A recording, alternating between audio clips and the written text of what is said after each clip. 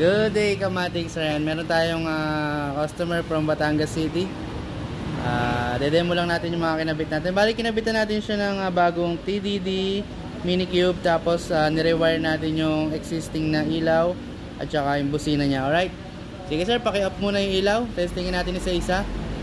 Off, yan. Testingin muna natin yung ilaw mo sa baba.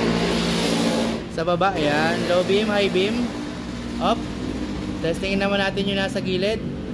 Sige, white. Up. Yellow. Up. Spotlight. Up. Passing light. Ayan. Up. Tapos stock horn. Ayan. Lakas. Okay. Select off muna. And loud horn.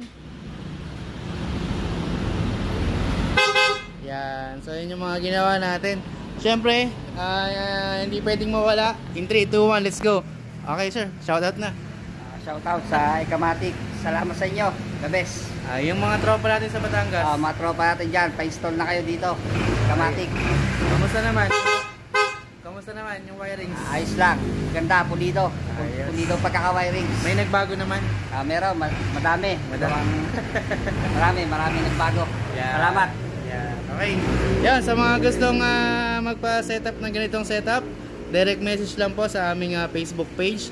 Shop located at Grand Riverstone dito, Santa Rosa, Laguna. Thank you for watching. Ride safe and God bless.